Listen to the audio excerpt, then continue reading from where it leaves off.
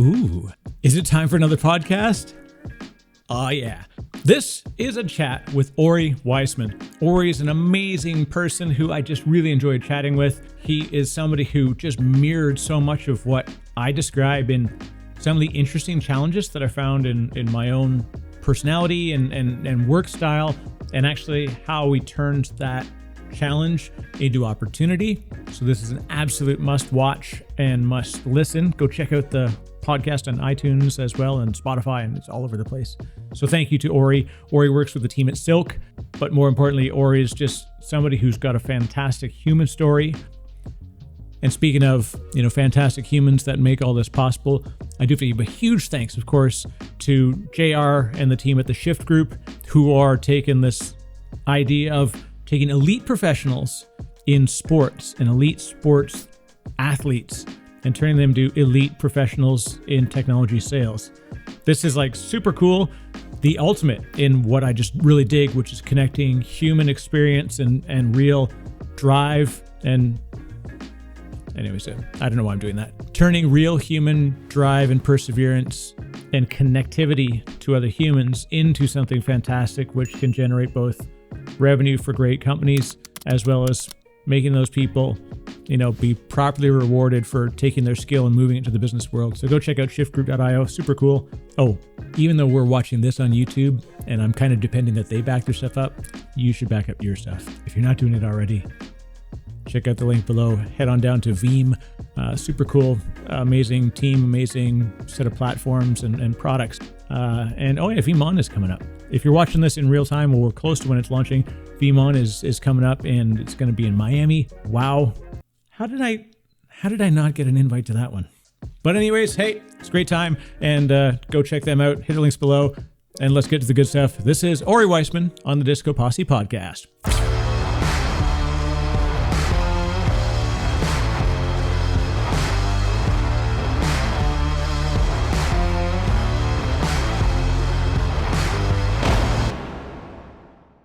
All right, Ori Weizman, thank you very much. This is cool. We've been talking about what we wanted to do for a while in what's a podcast idea.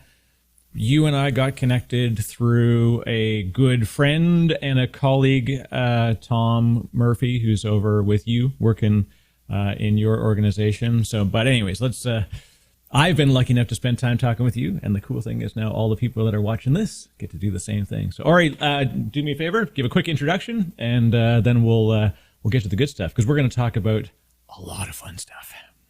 All right, I'm excited to be here. Thank you for having me on. My name's Ori Weizman. I'm the technology solutions lead for EMEA with a company called Silk, as you mentioned, that Tom Murphy works for. And it is my first startup. I guess I ran a consulting company, and that can be considered a startup, but this is my first product-based startup, and it's been a whole bunch of fun.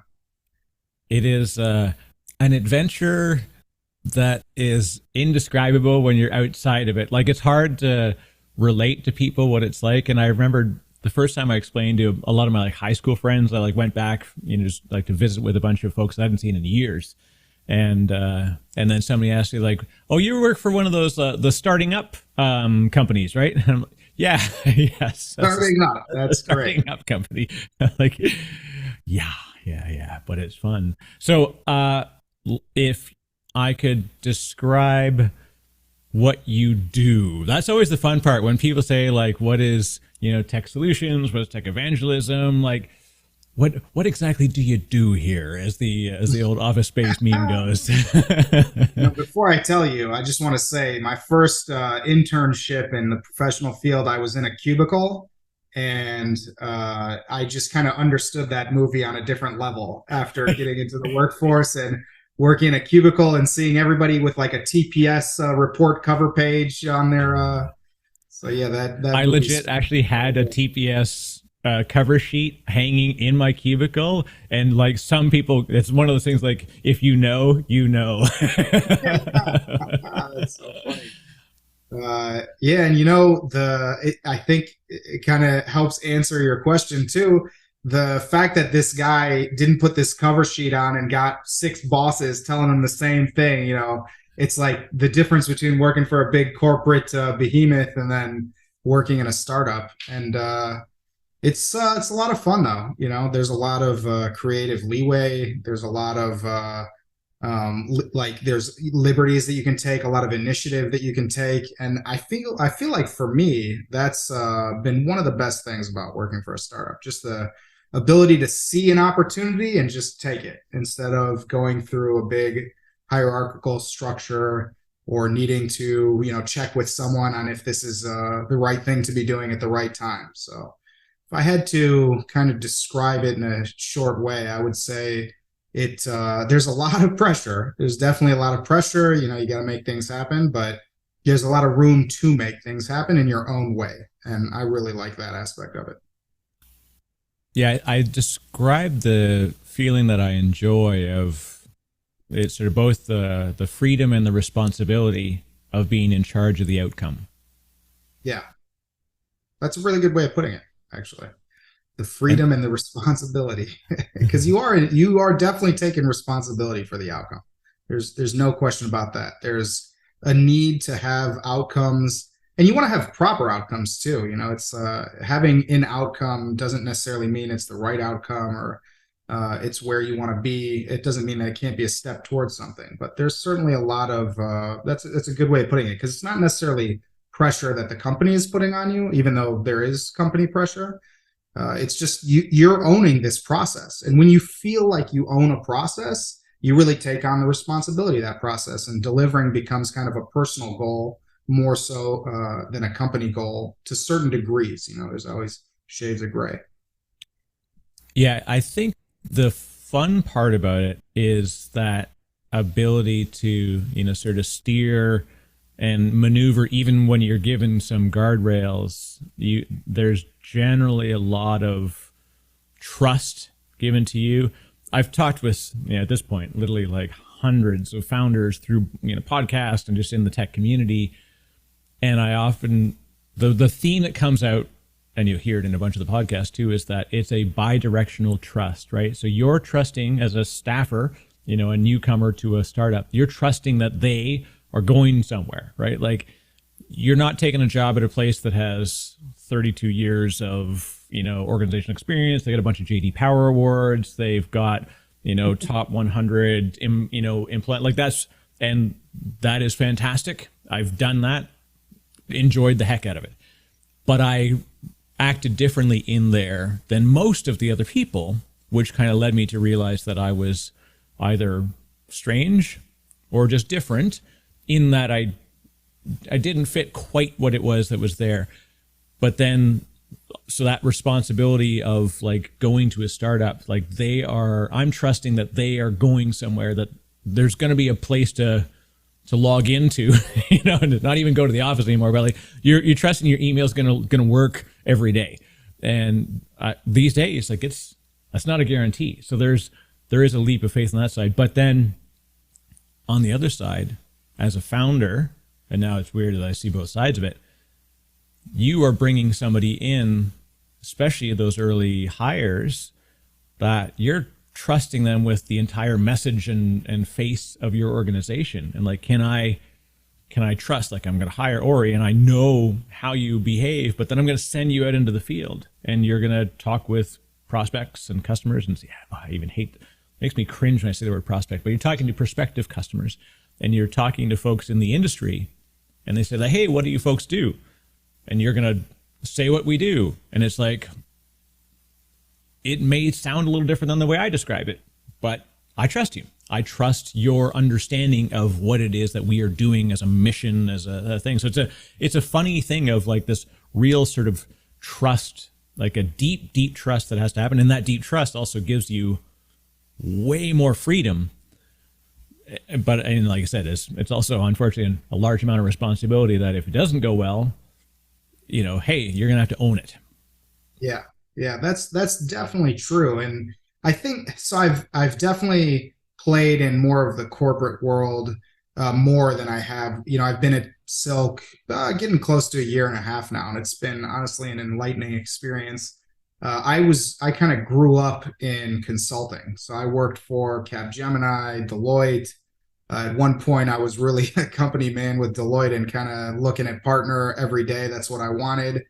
And then from there, I worked for Microsoft, and I also worked for Amazon recently. So I've had a lot of that experience where I would say in consulting you have a little bit more freedom, but with Microsoft and Amazon, they really have nailed down the messaging that they want you to take, and it's not about going in there and doing your own thing or being trusted to come up with the right message at the right time. It's not to say that there's not creativity there, but it's definitely more scripted and more formalized. And if you can deliver that message in a way that they think is very in line with how they envision it, then you kind of get to move up. And maybe the more you move up, the more impact you can have on that type of messaging. But yeah, with a startup, you're absolutely right. You're really, and I would say that the way that I pitch our product when I first got here versus the way that I pitch it now, it's very, very different.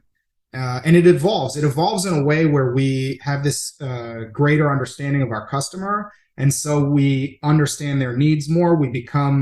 I think we're kind of evolving into industry experts right now. And that's something that I'm heavily focused on, wanting to make sure that, I understand my piece of their organization and solution better than they do. And that I can even teach them some things about how to do this better. And if you can nail that, then I really feel like you can thrive in the startup community, in the startup world, and especially with product-based pitches and things like that. But at the end of the day, we're selling complex solutions. We're entrusted by our founders to go out and do that in the way that we see fit based on the customer, the market conditions, what we're selling. And it can be a very empowering feeling. But like you said, you do really have to believe in the leadership. You can't, I can't see it being, again, first experience. We have a great CEO, Danny Golan, and I kind of talk to him more often because I'm in Israel and so is he. And he's super passionate, very smart, and puts a lot of trust in us to deliver that messaging. And it really feels good, So if you believe in the leadership, if you think that the startup is going in the right direction, you really feel like you can be part of something. And everybo's chasing unicorn, and I guess now it's decacorn is the new thing, right? The $10 billion, like a $1 billion unicorn is so 2000s. So you got to be chasing that $10 billion mark now, not that $1 billion mark. But to go from kind of zero to hero in that sense, it can be really fun, and it's more about the journey. It's not really the destination. At least that's what it's been for me. And I'll tell you something else. I really feel like this has re-energized my career and what I want to get out of my career. It's kind of even taken me in a bit of a different direction. I didn't know it even existed, really. And it's been a lot of fun. It's been a lot of fun for me. I've really, really enjoyed it. But I think the thing that people can really pick up literally was there's like 5 podcasts we could pull out of just that 2 minutes, what you described there. The one I want to call out is the way you talk about the product now versus how you did back then. And it's funny, like the first thing we do is when you come into the organization, especially when you're sort of in field facing, customer facing stuff, or even just community facing, it's like, what do you do? We do this, right? And so I was like, we have a product that does this, and our product does this. And that's often like the first thing we do is like, let's learn the boilerplate, like, Silk is a solution that solves complex problems around database, whatever. Like we have this, like what looks like the bottom of a press release that we get sort of punched into our minds. Like nail that first, get the one-liner, and then go from there. But then it doesn't take long, especially for folks that are super adaptive and like, I'll say empathetic and understanding of the problem that you are. So that then you realize like the solution isn't the interesting part. The solution is interesting, but what's interesting is the problem that needs to be solved, and then what we're doing to help people as a result of solving that problem for them. And I've always thought of it like it used to be like, you have a problem, I can solve this problem. That's end of story. That's how most people treat it. But what you find, especially in startups, when you go through stuff like understanding messaging, it's you have a problem, we have a solution for that problem so that you can do this other thing. And that's what matters. And like the first two parts are really cool, but it's what's the first thing and what's the third thing? Obviously, our goal is to say that we have this, solution that solves this in a particularly interesting way, we solve a complex problem, whatever it's going to be. But it's like, so you can do what? And wow, that is that's what matters to you, because then you as an empath, right? Somebody who talks to people, you're like, what do you do once we solve this problem? And they're like, oh, you know what I would do? So you're like, all right, now this is fun. Like that's exciting. Yeah, totally. Because it's funny that you bring that up. I'll use one of the tech giants, Microsoft, and I love Microsoft. I've worked with their products my entire career, and they have tons of great people. I love working with them. But you can see that they're compartmentalized into what's right in front of them. So you'll have the technical person that's focused on the technical solution. You'll have someone that's maybe a seller, an account manager, that'll be more focused on the business case behind the solution. Then you'll get up into like the director ranks where they're only thinking about the business and the strategic portions of this. And all of that needs to kind of meld into one person in the startup world. And that actually makes it so much fun, because the technology tends to be easy. It's people that are difficult, right? So when you're thinking about how you're going to help someone free up someone's time, help them do their job better, impact their business in a way that is tangible, that you can actually feel, because everybody always talks about business impact, but it's really hard to get in and actually know this is how I can impact their business. And then you get to see it through, because another point that you made, about us having to know so many different things, right? Customer success is also kind of on our plates here. And you get to see it all the way through. So you get to see the system implemented, and then you get to see them using the system. You help guide them. And then you actually get to see the impact of the system being deployed and how it kind of affects their business and their bottom line and their strategy. So that part is incredibly fun. And being able to connect with business leaders, at different customers and understand more about their industry and how they impact their customers and how they impact the industry as a whole. And look, I know it sounds cheesy, but how they impact the world, because ultimately you're dealing with companies that are impacting the world. Now, it may be a smaller impact, it may be a huge impact, but there is still an impact. And at the end of the day, that is what is the most fun part of this whole thing. And I think you're absolutely right.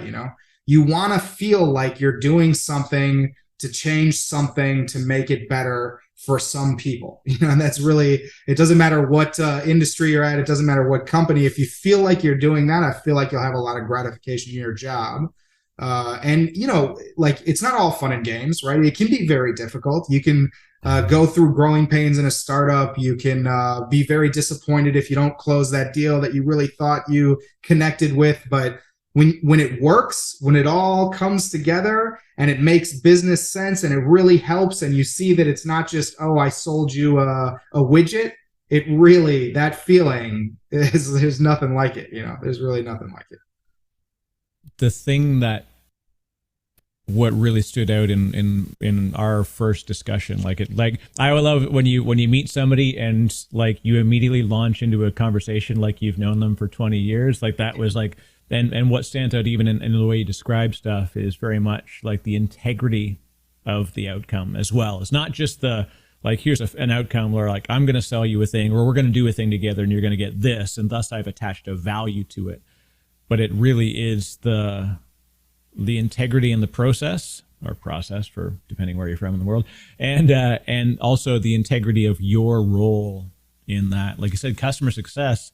It's very easy. Like I know lots of people who could be fantastic, quota carrying folks, and they could do big numbers, and that's it generally doesn't happen without integrity. I gotta be careful what I say here, but like somebody could just come in and they could probably close a bunch of deals, and then they could jet after a year and a half, and then because they don't have to stay around for the outcome, they just need to sell the thing and they can generate big revenue for themselves and for the company.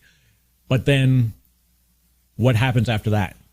And that's where the customer success piece comes in, where you inserted your role is you have to see like the whole life cycle of it. And it's not product life cycle, it's customer outcome life cycle. It's everything. Like you can sell them a thing, but then how do you make that impact continuous?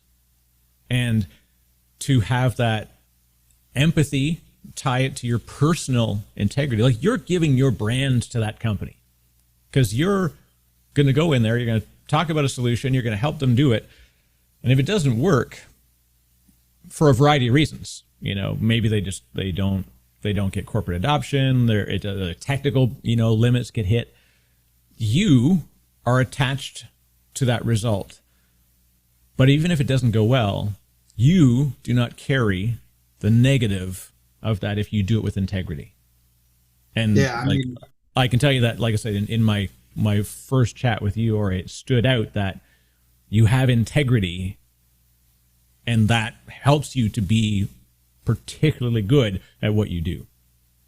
Well, I appreciate the kind words, first of all, but my word is my bond. Like I can't be in a situation where I don't believe in what I'm doing. I will not succeed. I've seen it in myself before. If I can't believe that I'm doing something that is impactful in the way that I need it to be, maybe it's even selfish, maybe I don't need to play like I'm, trying to heal the world or whatever, but maybe it's even a selfish need. I can't let it happen. And if I feel like it's happening, then I need to work harder to correct the situation. And that's probably, something that makes me good at this. We talked a little bit about this, I got some ADHD in me. I'm a little bit OCD, so I think that kind of plays a part in there as well. But really it's the fact that I think it even makes me, it's a good thing to put the customer success piece on people that are selling, because ultimately if they need to see it through, they can't just, with our solution too, and even when I was in consulting, same thing, right? You're selling a complex solution to solve either a specific set or a specific issue. And if it doesn't actually do that, then you've delivered a poorly sold solution. And to put the onus on the people that are selling the solution that also need to see it through makes them, again, you mentioned it before, ownership and responsibility. It puts more of that responsibility on their shoulders. And I think that is very necessary to making sure that we are selling the right things in the right way. Because, I joked a lot when I was in consulting, and maybe this is a bit crass, but that customers are a lot like children. We have to save them from themselves. Yeah. And in many respects, that can be true, not because they're not intelligent or not mature or, not old enough, but because they have so many things to worry about. It gets hard for them to worry about this specific thing. And so, people want to just see it work. They want to know what they're buying. They want to know that it's going to help them. And then they want to reap the benefits immediately. And if you can't tick all three of those boxes, you're going to be in a lot of pain. And you're going to be, you're either going to be doing what you said, you're going to jet after the sale, or you're going to make your life very difficult post-sale.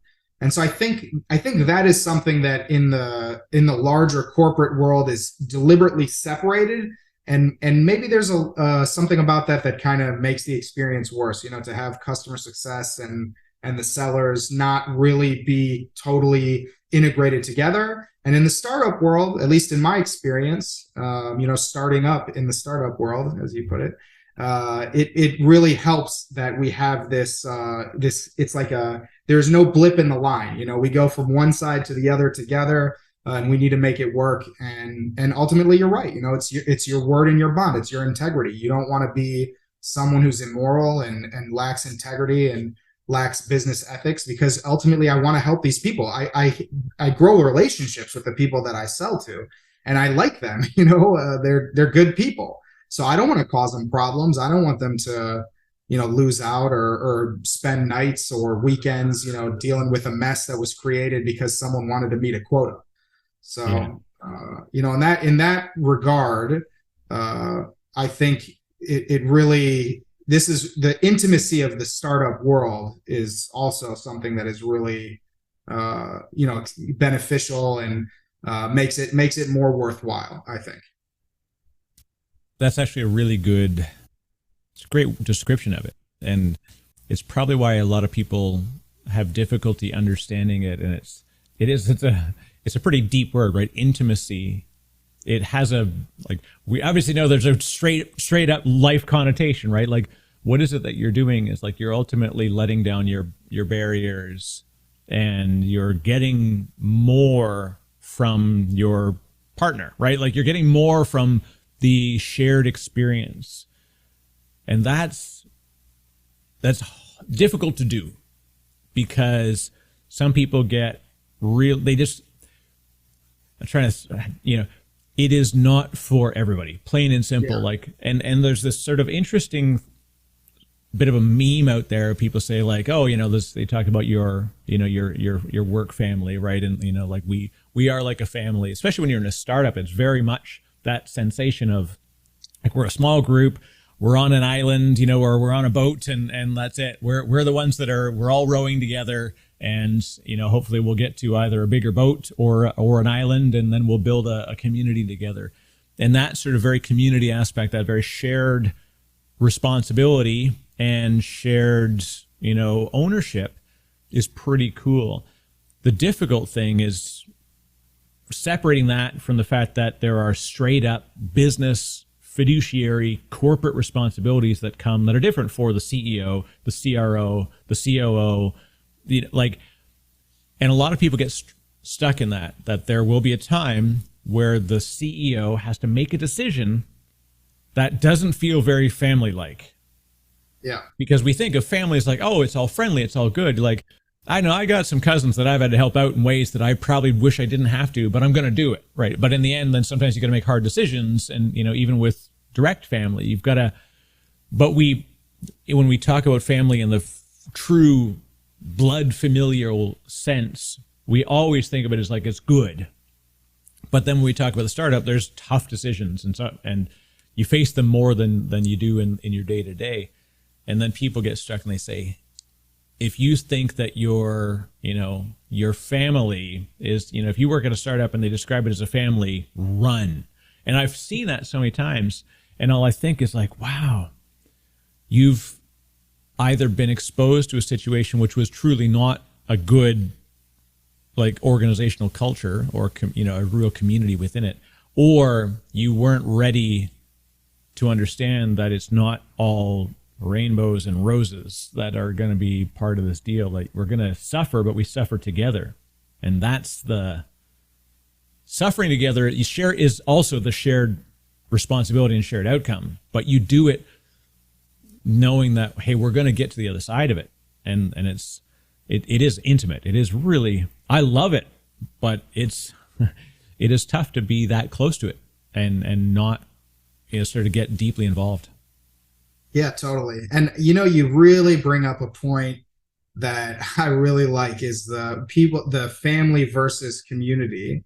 So I sort of bought into the corporate messaging of family early on in my career, because I was someone who wanted to achieve the most that I could in climbing the so-called corporate ladder. And I was very driven and motivated by it. But as I've evolved and I think matured, it's really more, it's a community, because if you think about it, right, family, and listen, before I say this, my brother is extremely successful. He's like a wonderful person. I'm just using an example. Let's say my brother was, an alcoholic and struggled mightily. I would burn money if I thought I could save him, no matter what. And it wouldn't matter until I ran out of money, because he's my family. And again, he's not this person. He's very, very good, loving brother. But in a community, you definitely still have that intimacy like you do on the family side. And there is, like you mentioned, a common struggle, and you suffer together. And there is also aspects of picking people up in your community. But at the end of the day, it is a community that you join and leave. And sometimes you're forced out, and sometimes you leave voluntarily. And a community is a very good way to, I think, put it, because the messaging of family to me family is something totally different, right? For better or worse. Maybe your family is great, you have great loving relationships, maybe you don't. Not everybody does have good relationships with all of their family members. Right. But a community is a shared vision, shared set of goals, shared set of values, and you can buy into that community, or you can decide not to buy into that community. And I think it's important to and I think this messaging and wording is very important, especially in the startup community. And that's something that I have felt too, right? There is a shared struggle, and I do want to go through it. I have bought into the values of my community. And as such, I'm really enjoying myself here. And had I not, then I probably would have left. But and even relating that to, consulting, like when I was on project teams, that project team was a tight-knit community. We knew each other intimately. We talked to each other nonstop. We went out to dinner together. We did fun things together. And you grow relationships. I still maintain lots of relationships from when I was at both Capgemini and Deloitte, because, man, it's like you're going to war together. You're not fighting a bloody battle, so to speak, but you are really trying to make an impact on your corner of the world. And it is hard, meeting deadlines, sometimes going live. I mean, I have, stories from staying up all night to make sure that the go live is done well and there's no issues and we don't have critical bugs, and, racing against the clock. And when you do that with people, when you're really, on this team and you're, driving together, it builds a certain level of intimacy. And honestly, I think that's a good thing. I don't want to feel disjointed from people in work. I don't want to feel like I'm doing something alone, or that these people are just people that I work with and I shut them off whenever I want. Like, I'm not a robot. So, and work, look, let's face it, work is a huge part of life, right? We spend probably more time working than we do any other single activity other than maybe sleeping. And that's probably not even true. And in a startup, that's definitely not happening. Yeah, so, but no, you're right.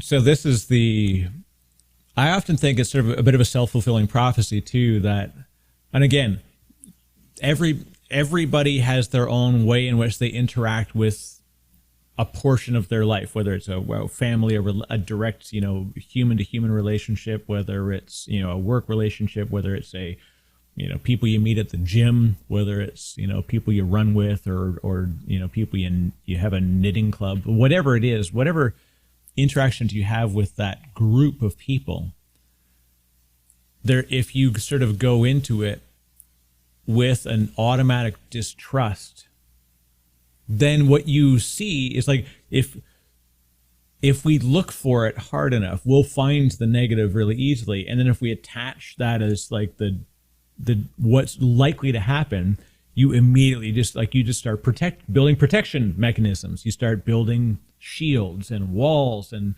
it's like, I'm pretty sure that this could go sideways anytime, so I got to get ready to, I got to start folding my parachute.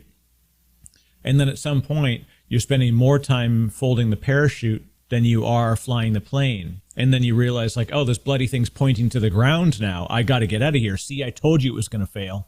Yeah. And you're like, oh, you've just spent all of your effort, emotional, intellectual, and real effort, building an exit strategy.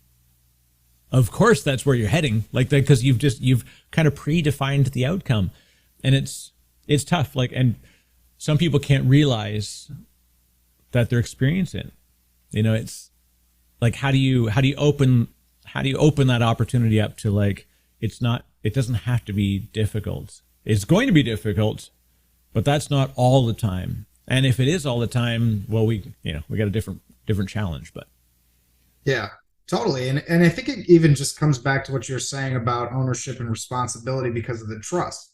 So the more that you feel trusted by the leadership of the company, the more that you feel like you have this responsibility, the more personally invested in it you become.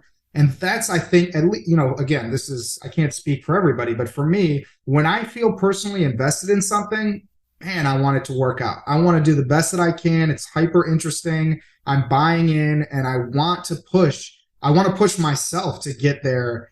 And I think that has to do with the buy-in and the trust, and coming back to working at a startup where you don't have a script that you're reading, where there's a lot of you can kind of pivot a lot on your own, decide what to do and how to do it.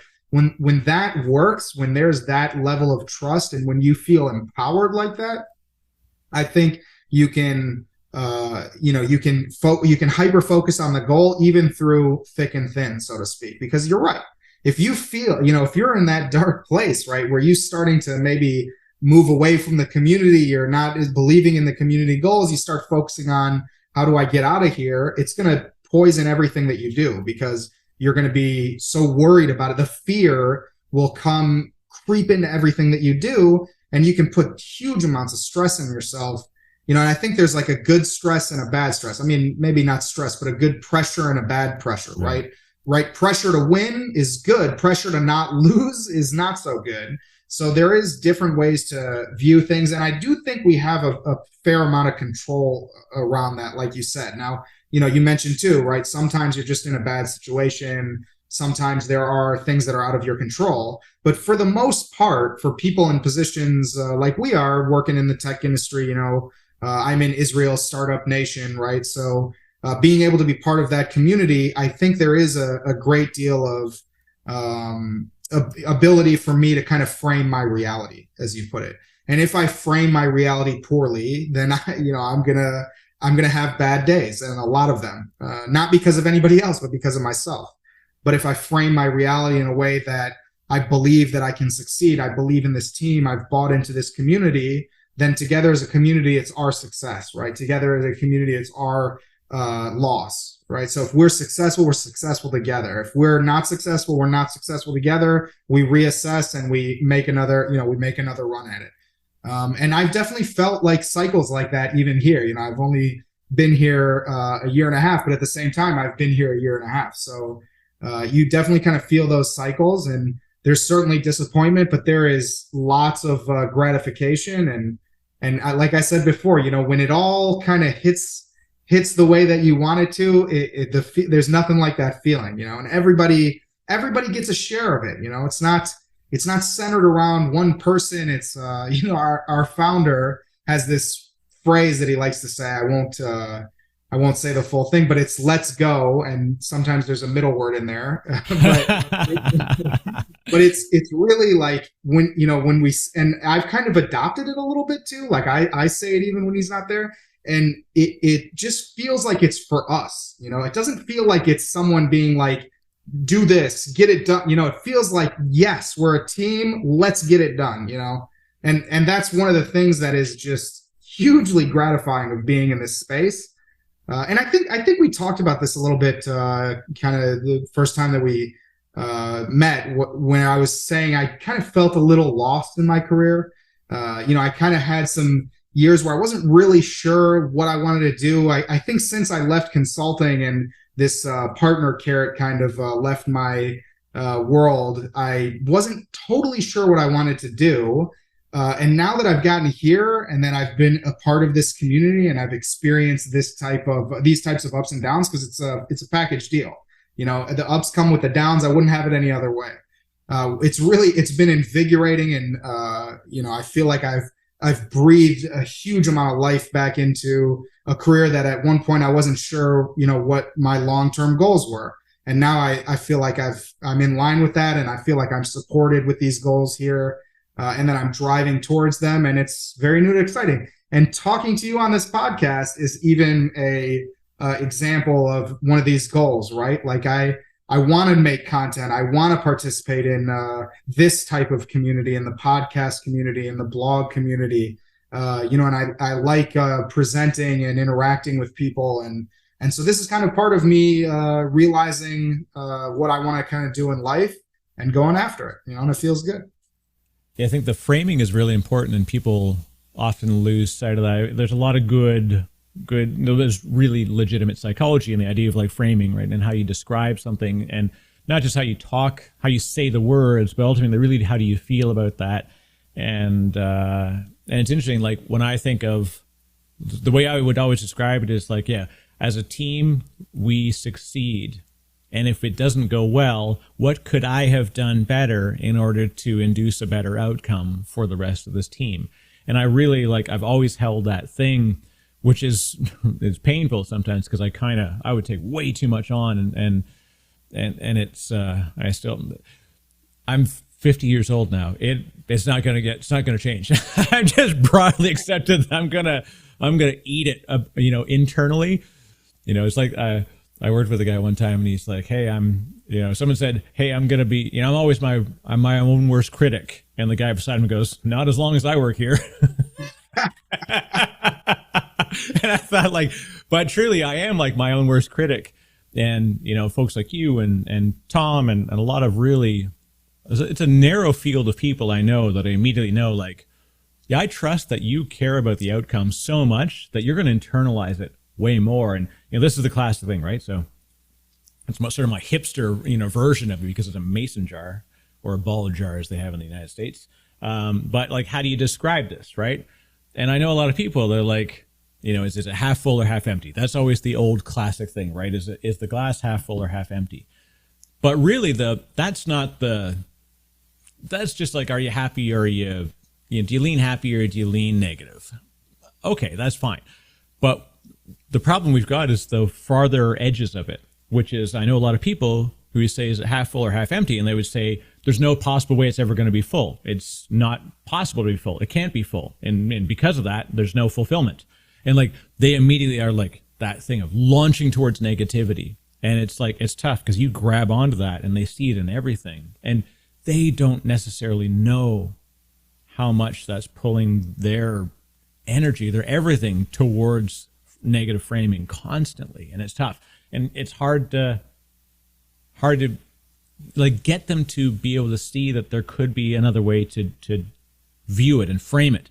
And then you've got the other people who are like, yeah, it's fine. Like the glass could have like one drop of water, like, it's all good. We'll make it last, And then my personal philosophy is, regardless of how much water is in the glass, I know that if given the need, I could go without water. And that was like my personal ethos. It's always like, what can I sacrifice so that regardless of the situation, I'm going to muscle through it. And it is a probably a weird way to live and think. And it has a lot of, I take on way too much personal responsibility. But, again, like meeting you and meeting folks like Tom, you realize you start to find people who are like this. And we start to find out that we're all in startups. We start to find out that we also all kind of share this sort of ADHD lifestyle. We share a lot of common traits. We're creative. You may be super technical, but you're creative. And how you are able to do that and keep pushing through is doing that framing and separating you almost have to see it like you're outside the window looking in. Like you're impacting what's going on the other side of the window, but you're also aware that you have to separate yourself from it, like emotionally sometimes, but yet be deeply emotionally involved. It's a dichotomy. I don't know. It's really hard to describe sometimes, but it's just like I care really hard about the outcome, but I also know that if it goes sideways, I have to just detach from the negative and say, like, okay, what do we do? Like the house is on fire. What do you do? Just sit there and go, oh well, that figures, right? It's gone now. You're like, what can we do right now? What can we do about what's happening in order to maybe either change the outcome or change how we feel about the outcome? Yeah, I totally agree. And I honestly, I think that take is a very positive take, because at the end of the day, you can't give up. It doesn't matter what's going on. The bottom line is, we're not just going to throw in the towel, because doing that is, like you said, with framing, it's just going to put the wrong framing, and then you can get into a downward spiral, and then it'll creep into your life, because work and life are intimately tied together. And I think that it's this. I totally agree with even if there's no water in there, I will persevere. I will make it through. And you have to believe, because once you stop believing, then there's no hope. And if there's no hope, what's the reason to even continue on? So I feel like that a lot in my life. Like you're really speaking to a lot of parts in me that I feel like I've carried for a while, and this is part of how I kind of justify and motivate myself on a daily, weekly, monthly, yearly, basis. And I think something for me that really, like, my evolving understanding of this was feedback. Because at one point I was, when I was younger in my career, and I think this is mostly true too, like when you're in your 20s and you feel like you got a good career, there's tons of hope, right? Because your skill set can be applied to such a broad amount of positions, because it's not quite entry level. It's, you're an experienced employee, but there's still lots of ways that you can go. You haven't really gone down a path. And ultimately, if you want to be in a management situation or you want to be an executive, you tend to go from broad, like kind of like the triangle, right? You go from more broad to more narrow. And when I was younger, I felt like I was invincible. I can do anything. I will take on everything because I am capable. And it doesn't matter what's going on. I'm going to, like you said, putting more responsibility maybe that I can handle on my shoulders with little regard for my physical or mental well-being. But something that has helped me tremendously is not just accepting feedback, but seeking out the feedback. And when I was younger, I had trouble with feedback, right? Because I always looked at myself as being really, and I was a high performing individual at these consulting companies. So I always got really high ratings. If you know anything about consulting, it's like they give you the 1 to 5 rating. And I was always getting 2s and 1s. But that kind of worked against me in a sense that I felt like I was doing everything right, so I don't need to be told anything. Now that I've matured more, and very honestly, this kind of time in the career desert that I described to you has helped me gain a little bit of perspective. And I've been going out and seeking direct feedback, like, hey, I'm still a pretty confident guy, so we can talk about the good job that I'm doing, but what I'd really like to hear is where I can improve. And it doesn't matter if it's even a simple, small improvement, let's help me understand what I can do better. And I think if I can give advice to younger people here for a second, the best thing that would have helped me when I was younger is that even if someone gives you feedback in an extremely negative and critical way, which it's not good to do, right? Don't get me wrong. It should be constructive. And, but even if someone, delivers you feedback that's buried in a pile of what, you can still you can try and work to disregard the shell, the outer layer of how it was delivered, and try and get to the kernel that's in there that may have some value to you, right? Forget about the person and what they're doing and what their motivation is. But if they may not have, there may not be a kernel in there. It may just be misdirected. But if it is, it's important to learn and understand that, because in the future, that negative feedback cycle that this person gave you, you might be able to avoid it with someone else by avoiding this particular issue. And that, to me, has helped quite a bit to continue to grow and mature in this field, because I'm never going to stop till I'm, till I'm not here anymore, right? Because there's always growth, there's always learning, there's always maturity to be had. And it's kind of an old cliche, right? You retire and you got one foot in the grave, right? And I really believe that. You may retire from one profession, doesn't mean you're not going to go to another profession. So feedback has really helped me and accepting that feedback for what it is, trying to take the emotion out of it, which is a bit difficult sometimes.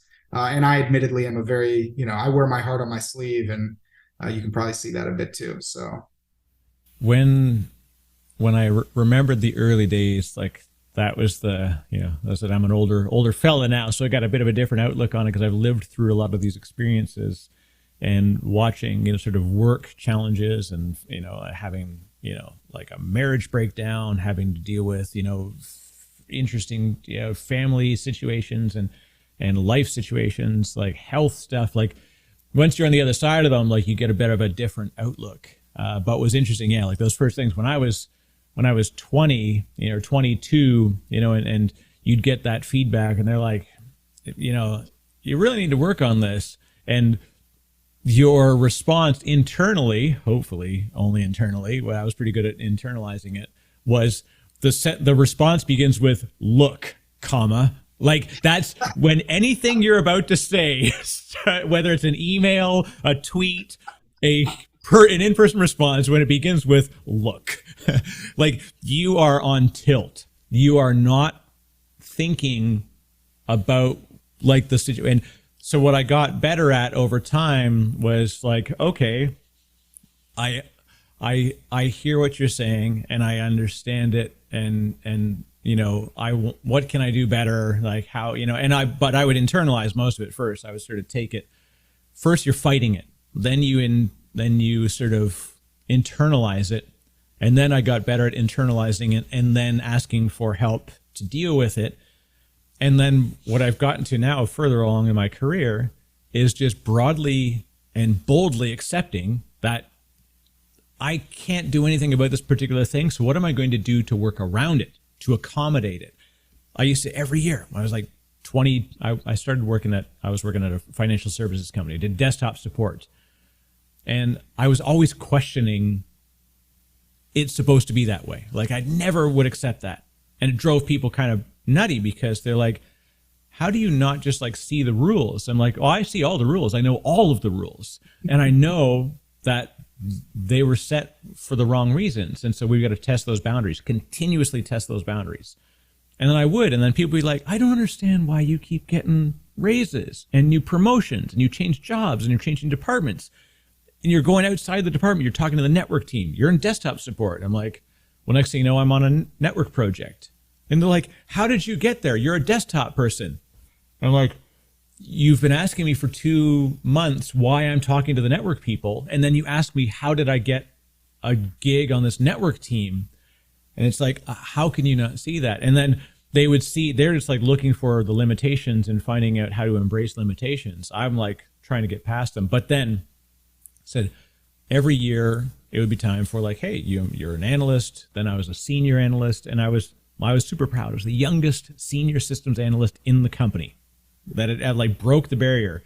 They're like, you have to do analyst for 1 year. It was junior analyst for 2 years, then analyst for 2 years, and then you get your senior analyst. And it was like it was like you get a badge and a medal and there's a ceremony. Like that's what it felt like. And I was just like, do I do enough for this team and for this company to earn that opportunity to be called this? And I said, there's no reason why it has to take time. It's what you put into it. It's the outcomes you generate. And so I was breaking the cycle. And then when I did that early, I felt really cool. But then now here I was, I hit the title. I got the responsibility. I got the raises. I got the freedom to do what I wanted to do, basically. And then every year they'd say like, well, but since you're a senior analyst, for you to become a director, you need to do like basically like P&L management of a project. Like you need to manage a project and manage the financials and manage a long-term project. And every year it would be like, okay, I would take a course and I would get attached to a project. And then they would realize like, oh, you're not particularly good at project management. You're fantastic. Like if you had like data centers on fire, like hold my beer. Got it. Let's do this. What can we do first? Like, let's break it down to the fundamentals, first principles. And I would attack these problems this way. And then it'd be like, whoosh, okay, cool. All right. I would do retrospectives. I would do all that stuff. But then give me a project that lasts for 7 weeks. Like, I know what I'm doing this week, and I got a sense of what I'm doing next week. That's kind of my view of the world. And maybe is a bit of ADHD. It's a bit of a lot of things. But I said, the reason why I'm telling this progressive story is that every year would get to this thing where they'd be like, in order for you to really advance yourself, you're going to need to be better at project management. And I kept thinking like, I would punish myself. I'm like, why am I so bad at this? Like, I can't figure it out. And I would fight, and I would get like, it would tear me up that I couldn't do this. And it became a struggle. And I would start to think, maybe I'm not doing the right job. Like, I'm just not cut out for this. And like, you get imposter syndrome, and I'm just ripping myself internally on this stuff all the time. And it became stressful, and it affected my everything. And then all of a sudden one day, many, many years later, I sort of joke about it now when I, my last VP, he's just like, hey, everything's going great. You're generating great outcomes, and that's awesome. People, love the work you're doing. What would be cool is like, it would be neat if you would work on a big project. And I'd be like, tell you what, it's the annual, let's get Eric doing project management time. So then in 3 months, you're going to be like, hey, let's attach a project manager to help Eric out. And then in 6 months, you're going to be like, that project manager is great. Eric's really great at the tactical stuff. And then next year we're going to, have this conversation again. And I'm good with that. Like, I'm just not going to be good at this. And boldly accepting that I could not do it and saying, I need help. And that was the humility that I took a long time to get. And boy, I suffered a lot. And I can imagine that you probably face a lot of things like that. And a lot of us do in our types of roles and our personalities, that we're probably like, why can't I do this? And it's tough before you can say, like, I need help with this. It's hard to get help. Yeah. Yeah, it really, and especially early on in my career, I mean, it was almost like help was weakness. Not needing to be able to do it on your own was better than asking for someone to help. But in reality, you're still part of a team, right? The outcomes are tied together so intimately that asking for help is the right way to go about it. And it's not weakness, it's actually strength. Took me quite a while to figure that out. And honestly, I'm still figuring it out. I still have this kind of supreme confidence in myself where sometimes I'll catch myself wanting to do things on my own. And actually, being part of the startup, you really need to utilize all the help that exists in the organization, because here you don't even have the verticals built into this is what you do. Like in a Microsoft, you have a ticketing system for expertise. So if you need to get expertise about something specific, there is a vertical design specifically to help you with that. And it's something that's encouraged, and it doesn't even feel like asking for help. It feels like doing your job, right? In the right way. Whereas in a startup, it's really on you. Everybody's busy. Everybody's got things that they need to do, but everybody's always gonna help you.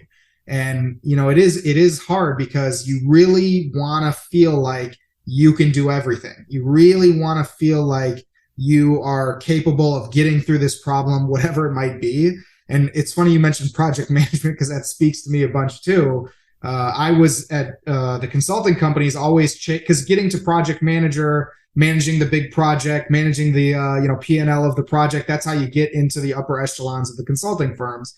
And I was always chasing after that. But where I really shined was when I was like the tech lead, someone who I was always very good about explaining complex technology issues to people that were in the business that didn't know much about technology. So like even CIOs, you'd be kind of surprised. They're so much more about strategy and managing people and managing budgets than they are really specific technology problems. Right. So speaking of CIOs, CEOs, COOs, I was always good at doing that. And I was almost like I was pushing myself away from it. Like I wanted to torture myself, to force myself to go to project management, because I need to be good at this and I know that I can be. And it's been a process to kind of accept that and ask and be able to ask for help without feeling like it's really like weakness. And that's something about this startup community that I've joined that makes it so much like being able to have gotten past that and now being here and knowing that I can have an impact, but that I want everybody to have an impact along with me, and that it's our success, it's not my success. And the fact that, like you said, you're going and you're working with the network team because you're interested in it. If you can just be comfortable with where your interests are and you can exploit those to your benefit, then when you do work that you truly enjoy, that you truly get gratification from, that's where you're going to shine the brightest, and it's organic and it's natural. And in the things that you have to do, because we all have things that we have to do that we don't like to do, the things that you have to do, if you need help, getting help there, all it's going to do is elevate you. It's going to elevate you to be a team player. It's going to elevate you to rely on people and have them feel like they can rely on you. And you're just you're gonna be a better community member. That's really what I feel like. But it is a long, hard journey for at least, I think for people like us, especially people that view themselves as very high performers, that are, very confident. It can be very difficult to get to the point where you don't feel like it's weakness. Yeah, it's interesting that we really see I created as a classless system inside an organization. Like I understand the hierarchy, but I also believe it could be traversed virtually. Like I don't see it as a barrier. I see it as an understanding of general fences, but fences are meant to be climbed over occasionally, and being able to do that versus like standing at the fence, and saying, well, this is the end of this is my barrier, and I can't go beyond it. There are some people, they need that. Their personality requires that. They need to have boundaries. They need to have sort of a framing for them, and that's absolutely fine, right? I'm one of those people that I sort of like the Matrix, right? I see code, right? I see opportunity. I see, how do I understand why this occurs? Like, I really want to know why. The why matters way more than the what. And the what is an outcome that you can generate as a result of understanding the why. Because the what without the why is not, great technology without a thing that you make better for a human is not great technology. And in an organization, right, we think of the progressive growth of a role of like your junior analyst, senior analyst, assistant director, director, like going through that AVP, VP. That stuff it's not there. Like, the movie Secret of My Success wouldn't exist today. Remember the kid that was in the mailroom that just like pretended to be in the corner office? Was Michael J. Fox. And the whole thing of like, like you could do that. Like, I worked at Sun Life Financial, and it was an amazing group of people, and I met people who were VPs and senior vice presidents, and they started in the mailroom and in the print room and in the like benefits area. And now they're, 15 years in and they're VPs. Do you know what the person in the mailroom today at an organization like that will become in 15 years? That old guy in the mailroom. Like, that's it's rare to see that progression occur. But at the same time, some of those barriers are down. And I like that freedom. I like that it's come along that way. Getting rid of that class system and the need to traverse it in the staircase method. I just need to go away. And we can do that, right? We can move to it from startup to startup. And no one says, hey, Ori, you've been a tech solutions architect at 3 different, like, that's going to happen. In 5 years, you're going to be, maybe at another startup, or like, 10 years, you're going to be like 2 more startups in. And they won't care that you're a tech solutions architect at all 3 companies. The title won't matter. Your passion for it, your outcomes you generate, the integrity you approach it with, the people that say like, I would hire Ori in a second. And like, whatever the title you attach to him, that's fine. But like, just let him do what he does. Like that became the thing for me of like, and how do we generate that for people? And I think that's it. And like, look, CIO, sorry, I'm going on a lot of things just because what used to be what we were taught, like, this is the way we do it. And that's why it's always done this way. I always hated that phrase, right?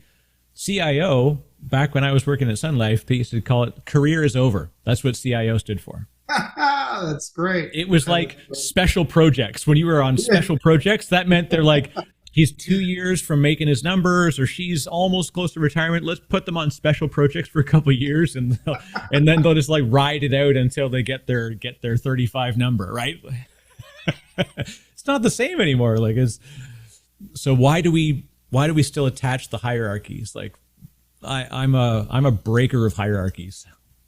I cannot agree more with that. And that is, like, having to have this idea of what someone at some level does, in many cases, is flawed because it doesn't totally encapsulate everything that the person even needs to accomplish. So, and this is part of why I feel like at this startup at Silk, I feel like I've been unleashed, not, boxed in. And working at some of these bigger tech firms, it felt more like being boxed in. There is detailed evaluation details for how you get to the next level. And it says you will not be given this title until we see you operating at this level. And here's the 100 criteria that you need to check, 99 out of 100 boxes in order to get in there. And look, for some people that structure can be very helpful. But I think to really get the creativity out of people, there has to be some degree of leeway. There has to be some ability to do the things that you are most passionate about so that you can really fulfill your full potential. And I think that this is also, COVID has kind of helped this realization spread throughout the world, because you have now working from home, hybrid environments, whereas at one point you needed to be in an office every day at a certain time. And there's a funny story that I have about this. This guy that I work with, who's kind of like a mentor to me, he's still a mentor to me. His name's Lior. And I worked with him at Deloitte, and I am really bad about getting up in the morning. And I would come to our status meetings every morning at 7:32. Like every morning, I was either there at 7 a.m. or I was there at 7:32. And in the beginning, he was like frustrated with me. And then he realized that it was like not voluntary, that I wasn't trying to get there 2 minutes late. But so he just let it go. And he got so much out of me for being able to do that. Like for seeing that and being like, this guy is good at what he does. It really doesn't matter that he's coming here. He's not such a morning guy. I'm going to let him be who he is. And I'm going to empower him and not punish him for something that is not really affecting any sort of negative outcome. And I think the advent of hybrid work environments, working from home, and now even non-linear work days, right? So for me personally, I like to spread my work out over 7 days. I have plans to work tomorrow because I like to take a couple hours on Saturday when there's no pressure. And I get to have some alone time to work on the things that I care about the most. I'm never going to do like an expense report on a Saturday or like something that I don't want to do on a Saturday.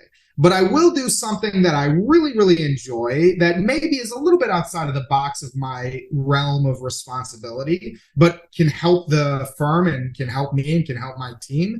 And the creative juices kind of get flowing, and it's almost meditative in a certain respect. So I really, and here at Silk, I've been given leeway to manage my schedule in the way that I see fit. In Israel, we have a Sunday to Thursday work week, but we work with customers from EMEA, and I have colleagues in the United States, so I'm generally doing work on Friday anyway. Right. So me being able to spread this out over 7 days for me personally is the best thing. And granted, of course, there's going to be some weeks where I have very intense work weeks. Where I have to work long hours during regular business hours, and then times where I don't want to work during the weekend, where I want to take time off, go on vacation, do things like that. And that's all gravy, and being able to empower an employee to do that makes them want to work harder for you. At the end of the day, letting go a little bit actually gives you more, right? So that's something that I really have enjoyed, working in this, starting up in startups, to say that again. That I feel like is a bit lacking at some of these larger tech firms, and to certain degrees also the consulting firms too. But I was very blessed to work with some very, very cool people at these consultancies, and they let me be me, and it worked out well for everybody. So I think if I'm going to talk to people, since you're giving me a platform, I'm going to talk to some managers, right? Let the person be who they are, right? Don't have this preconceived notion of how they work best.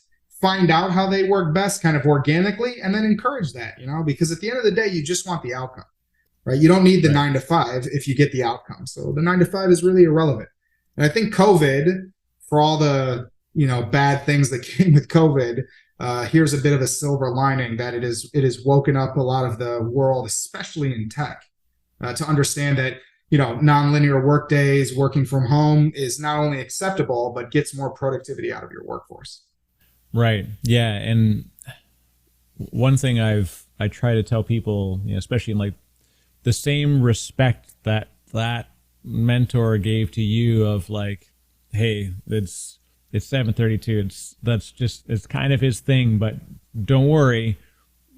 He makes up for it, right? That's sort of like in his mind, he's always like, I'm going to give you this rope, and I know that you're going to give back in other ways, and that sort of the thing.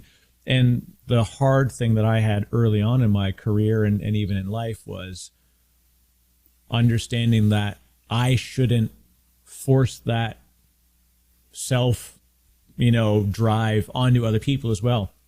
when I had the first few years where I had sort of time freedom and I wanted to do stuff in interesting ways, I was doing way more. And then you'd meet somebody who's like, hey, I gotta get the 413, right? I gotta get the train because I gotta get home. And you like, I struggled a bit early on of like we just got to get this done, but understanding that you also have to be very respectful of the constraints that are wrapped around that person's life, and their behaviors and their existence. And it took a while for me to like really, really earn and learn that, to give people the same thing that they would give me. Like, hey, I'm all over the place, but it's going to work out. So I learned over time, like, I'm going to attach myself to someone who's like rigid. And it's great. It was hard at first. I'm like, we're not going to get along in a bunch of ways, but it's going to be fantastic what we do together, because you're going to be like the project manager and I'm going to be the person that does the nutty stuff that no one thinks just is possible. And I think now, again, like over time and, as you get to a startup, now you look back on those like corporate gigs and you realize like, yeah, that rigid project manager that you maybe struggled with, you're like, I'm so thankful that I had them with me. And it takes you a while to catch on to that you want people to respect what you do because you've got this particular skill. But sometimes we forget early on that not everybody has the need or the requirement or the love to be this like super, high performer, not even alpha, but like sort of the sigma personality, right? Somewhere between alpha and beta, right? Like it took a lot. It did take me a long time to get the humility for that. Yeah. I mean, the standard you hold to yourself is only acceptable for yourself, because there is no, like, it's kind of weird to say, but there's no intimacy greater than the intimacy you have with yourself, right? You are you. So you hold yourself to a standard based on the knowledge of, I'm 39 years old, right? I've been living with myself for 39 years. I know myself better than anyone could possibly know me. How can I think that the standard that I hold for myself should be the standard that I hold for other people? And man, it sounds like an echo chamber with you saying that, because I felt the exact same way. And it does take time. It does take time and maturity and, heartbreak in many respects. And kind of, even for me, feeling like I was lost in the woods for a while. And all of that was very necessary to get to where I am now and who I am today, and to be able to kind of do the same things that you're talking about, because the standard we hold to ourselves is only meant to hold ourselves to it, not to put it on someone else. So you got to understand that other people function in other ways. And that's, if I'm going to tell myself I want to have a non-linear workday and I want to spread work across 7 days, I can't tell that to anybody else. I can't force other people to do that. That's not how they work. So if I'm going to be a good manager, I need to be empathetic. I need to understand what works best for you. And I need to support you. That's the most important part. I need to support you to make sure that you can be successful working the way that you see fit. Because every day that you force someone into a structure that they don't want is a day that they are upset at what they're doing. Right? If this guy, if Lior was telling me every day that if I'm not there at 7:30, he's going to punish me every day, I'm starting out the day with negativity. I'm starting out the day with stress, and for something that's not even affecting an outcome. So the fact that he didn't do that, just shows how good of a manager he really was and still is. And that's what I try and internalize. When I'm working and managing others and being and leading people in these, kind of mini projects that we have in the startup world, right? Everything's like a very small mini project that we have to execute in an ongoing basis. So yeah, man, I'm right there with you. I feel all of that, and I'm probably a little bit behind you in that journey, but it is a journey nonetheless. You're surrounded by good people who are going to bring you there, and I'd say it's funny that you're arriving at sort of the same sort of point in life, time-wise, that I kind of got into that world. And the other thing that I struggled with for a long time was the feeling that, why didn't I do this sooner? Like, I should have gotten here faster. I should have gotten further. Like, I did struggle with that one for a long time. And again, same thing. It's like, I put way too much pressure on myself, and it was difficult to be around because I was sort of self-flagellating constantly of like, I could have done this better. I could have been here sooner. Like I should have more savings. I should have more money. Like I could have. It's like, no. It happened for a reason. And the only thing you can do is like, there's today and there's what you want to do tomorrow. You cannot fix yesterday. You can learn from it, but you can't fix it. So what can you do today?